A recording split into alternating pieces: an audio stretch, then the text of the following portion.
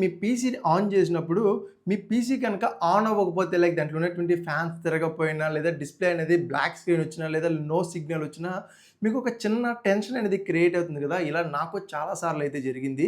అయితే ఒకవేళ మీకు ఇలా జరిగితే గనక నేను మీకు ఒక 5 సింపుల్ ఫిక్సెస్‌ని అయితే చెప్తాను. అంటే వీటిని గనక ఒకవేళ మీరు అప్లై చేస్తే గనక వీటిలో ఏదో ఒక ప్రాబ్లమ్ అయితే ఉంటుంది. దానివల్ల మీ పీసీ అయితే ఆన్ అవ్వకపోవచ్చు. సో, ఆ సింపుల్ ట్రిక్స్ ఏంటి అనేది తెలుసుకుంటే మొదటిది కొన్నిసార్లు మనం మన పీసీకి సంబంధించిన స్విచ్ అనేది ఆన్ చేయకుండా పీసీని ఆన్ చేసే ప్రయత్నం చేస్తూ ఉంటాం. పీసీ ఆన్ అయితే అవ్వదు. కొన్ని సందర్భాల్లో మనకి మన మెయిన్ స్విచ్ బోర్డ్ ఆన్‌లో ఉంటుంది. కానీ మనలో కొంతమంది ఎస్ఎంపీఎస్ స్విచెస్‌ని కూడా కడుతూ ఉంటారు. అంటే స్విచ్ ఆఫ్ చేస్తూ ఉంటారు. తర్వాత రోజు ఆ స్విచ్ అనేది ఆన్ చేయకుండా పీసీని ఆన్ చేసేటప్పటికి పీసీ ఆన్ అవ్వకపోవడం వల్ల చిన్న ఆందోళన అయితే మనం చెందుతూ ఉంటాం కదా! సో, ముందుగా మీరు చెక్ చేసుకోండి. ఒకటి మీ పవర్ స్విచెస్ అనేవి ఆన్‌లో ఉన్నాయా లేదా?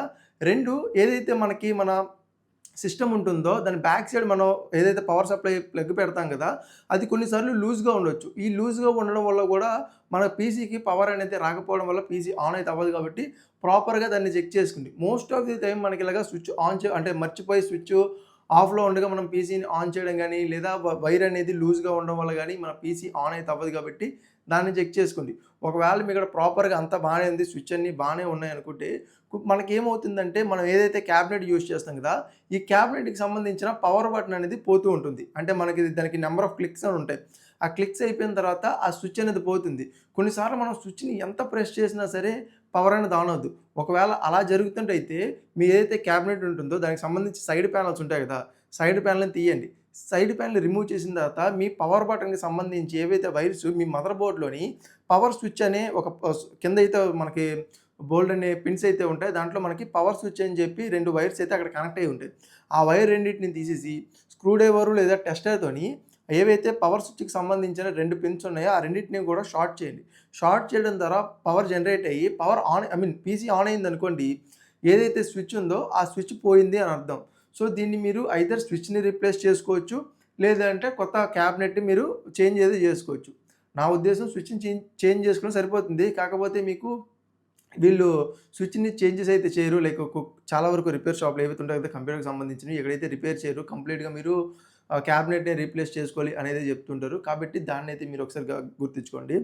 3 ఒకవేళ మీ స్విచ్ అనేది బానే ఉంది. పవర్ సప్లై కూడా బానే వస్తుంది అని అనుకుంటే గనక పీసీ మీరు ఆన్ చేశారు. ఆన్ చేసి అది వెలిగి ఇన్‌స్టంట్‌లీ మళ్ళీ ఆఫ్ అయిపోయిందనుకోండి. అక్కడ మీ ర్యామ్స్ అనేవి ఇష్యూ ఉన్నాయి అని అర్థం.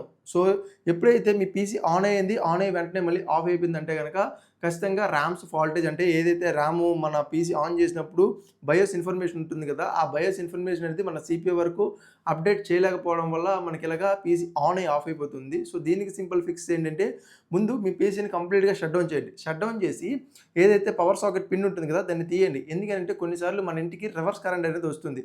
వచ్చినప్పుడు మనకి షాక్ తగిలే అవకాశాలు అయితే ఉంటాయి కాబట్టి పవర్ కార్డ్‌ని తీసేయండి. తీసేసిన తర్వాత ఏదైతే ర్యామ్ స్లాట్లు ఉన్నాయో ఆ ముందు ర్యామ్స్ ఏవైతే ఉన్నాయో వాటిని తీసేసి ర్యామ్ స్లాట్లు ఏవైతే ఉన్నాయో వాటిని క్లీన్‌గా ప్రాపర్‌గా క్లీన్ చేయండి. క్లీన్ చేసిన తర్వాత మీ ర్యామ్ స్టిక్స్ ఏవైతే ఉన్నాయో వాటిని మైక్రో ఫైబర్ క్లాత్స్ దొరుకుతాయి మనకి మార్కెట్‌లోని.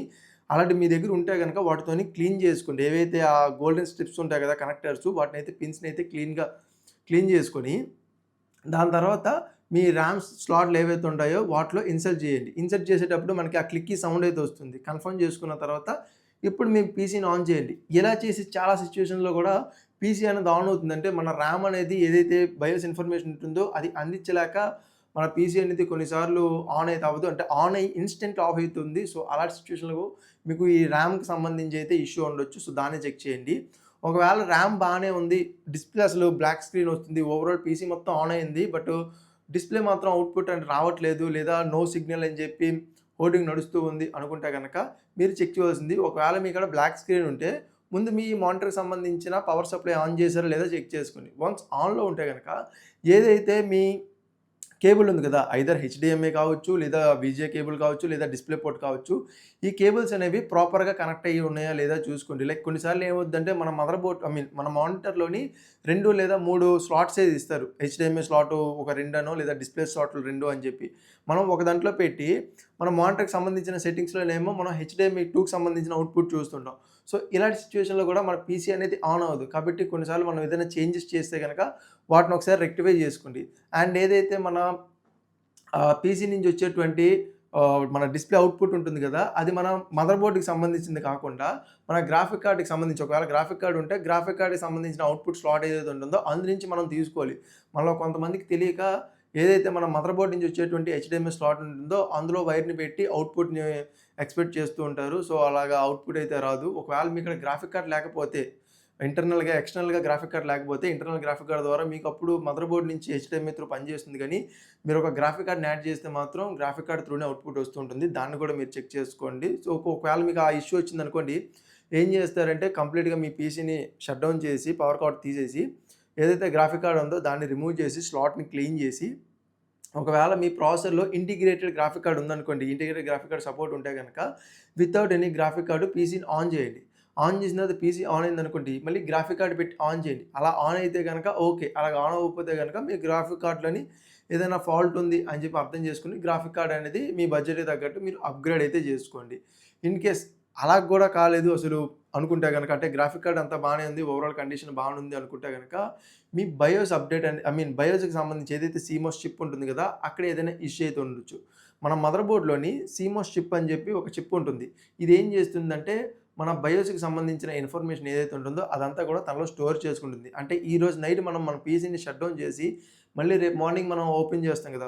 మళ్ళీ ఆన్ చేసినప్పుడు ఈ ఎంటర్ ఏదైతే మన ప్రీవియస్‌కి సంబంధించి బయోస్ ఎలా సేవ్ అయింది, ఎక్కడ గూగుల్ ఏవేవి ట్యాబ్స్ ఓపెన్ అయ్యాయి, ఇవన్నీ గూడా మన సీమోస్ చిప్‌లోని స్టోర్ అయితే అయ్యుంటాయి. దీనికి కంటిన్యూయస్‌లీ పవర్ ఉండాలి. అందుకని చెప్పి దీని పక్కనే మనకి సీమోస్ బ్యాటరీ అని చెప్పి మనకు ఒక బ్యాటరీ ప్రొవైడ్ చేస్తారు. సో, ఇదేం చేస్తుందంటే ఈ సీమోస్ చిప్‌కి కంటిన్యూయస్‌లీ పవర్ అయితే ఇస్తూ ఉంటుంది. కొన్నిసార్లు ఏమవుతుందంటే ఈ సీమోస్ చిప్‌లోని మన బ్యాటరీ కదలడం వల్ల కావచ్చు, సంథింగ్ ఏదైనా ఎలక్ట్రికల్ డిస్టర్బెన్స్ వల్ల కావచ్చు, ఈ బయోస్‌లో ఉన్నటువంటి డేటా అనేది ఏదైతే సీమోస్ చిప్‌లో ఉన్నటువంటి బయోస్ డేటా ఉంటుందో ఇది ఎరేజ్ అయ్యే ఛాన్సెస్ ఉంటాయి. సో, ఇలాంటివి జరిగితే గనక మీరేం చేస్తారంటే ముందు సీమోస్ చిప్‌కి సంబంధించిన బ్యాటరీ ఏదైతే ఉంది కదా! దాన్ని రిమూవ్ చేయండి. ఇదంతా ఎప్పుడు చేయాలంటే ముందు కంప్లీట్‌లీ మీ పీసీని షట్ డౌన్ చేసి, పవర్ కార్డ్ తీసేసి, మీ ప్యానెల్స్ ఓపెన్ చేసి సీమోస్ బ్యాటరీ ఏదైతే ఉంటుందో దాన్ని రిమూవ్ చేయండి. రిమూవ్ చేసిన తర్వాత ఒక 5 మినిట్స్ వేస్ట్ చేయండి. వెయిట్ చేసిన తర్వాత మళ్ళీ బ్యాటరీని యాడ్ చేయండి. యాడ్ చేసి పీసీని ఆన్ చేసినప్పుడు ఇప్పుడు అదేం చేసిందంటే చెక్ చేసుకుంటుంది. లాస్ట్ బయోస్ తన డేటా తన సర్వర్‌లోని లేదా తన ఏదైతే మెమరీ ఉందో తనలో ఎప్పుడు స్టోర్ చేసుకుంటుంది అని చెప్పి. ఒకవేళ అది ప్రీవియస్‌ది అయితే గనక మీకు ప్రీవియస్‌గా వెంటనే యాడ్ చేసేద్ది. ఒకవేళ దానికి ప్రీవియస్ ఏదైనా దొరకలేదు, కరెక్ట్ అయిపోయిందనుకోండి ఫైలు, దానికి ముందు ఇంకొక బ్యాకప్‌ని అయితే తను పెట్టుకుంటుంది. సో, ఆ బ్యాకప్‌ని మీకు ఇన్‌స్టంట్‌గా ఆన్ అయితే చేస్తుంది. సో, కొన్నిసార్లు ఏమవుతుందంటే ఈ సీమోస్ చిప్ లేదా సీమోస్‌కి సంబంధించి బయోస్ ఇన్ఫర్మేషన్ ఏదైతే ఉంటుందో ఇది 2, 3 స్టేజెస్‌లోనే తనలో స్టోర్ అయితే చేసుకుంటుంది. ఒకవేళ ఒక స్టేజ్‌కి సంబంధించిన ఇన్ఫర్మేషన్ కరప్ట్ అయినా రెండో స్టేజ్ నుంచి లేదా రెండో స్టేజ్ నుంచి కరప్ట్ అయినా మూడో స్టేజ్ నుంచి అయినా సరే తీసుకునే విధంగా అయితే ఈ సీమోస్ చిప్ అనేది డిజైన్ చేయబడుతుంది కాబట్టి, మీకు ఒకవేళ ఎప్పుడైనా బ్లాక్ స్క్రీన్ వచ్చినా, పీసీ ఆన్ అవ్వకపోయినా కంప్లీట్‌గా ఆన్ అయ్యి ఇలా బ్లాక్ స్క్రీన్ వచ్చినా, సీమోస్ చిప్‌లో కూడా మేబీ ఇన్ఫర్మేషన్ ఏదైనా దాగుండొచ్చు కాబట్టి దాన్ని కూడా ఒకసారి చెక్ చేయండి. సో, నెక్స్ట్ టైమ్ ఏదైనా సిట్యుయేషన్ అనేది మీకు ఏర్పడితే గనక ముందు ఈ 5 ఫిక్సెస్ ఏవైతే ఉన్నాయో వీటిని ట్రై చేయండి. అప్పటికి అవ్వకపోతే గనక అప్పుడు మీ నియర్ బై సర్వీస్ సెంటర్‌కి అయితే తీసుకెళ్ళండి. ఎందుకంటే ఇవేవి కూడా కాంప్లికేటెడ్ జాబ్స్ అయితే కాదు. మీరు సింపుల్‌గా చేసుకోవాల్సిన జాబ్సే. బయటికెళ్ళి ఎక్కువ డబ్బులు ఖర్చు పెట్టేదానికన్నా మీరు తెలుసుకుంటే గనక ఒకటి మీకు కొంత నాలెడ్జ్ అయితే వస్తుంది. 2 మీకు డబ్బులనేవి సేవ్ అయ్యే అవకాశాలైతే ఉంటాయి. సో, దీన్ని బట్టి మీరైతే ప్లాన్ చేసుకోండి. సో, ఈ వీడియో మీకు నచ్చిందనుకున్నా. నచ్చితే వీడియోకి ఒక లైక్ చేసి మన ఛానెల్‌ని సబ్స్క్రైబ్ చేసుకోండి. నేను మీకు మరొక వీడియోతో మీ ముందుంటా. అంతవరకు సైనింగ్ ఆఫ్. బాయ్.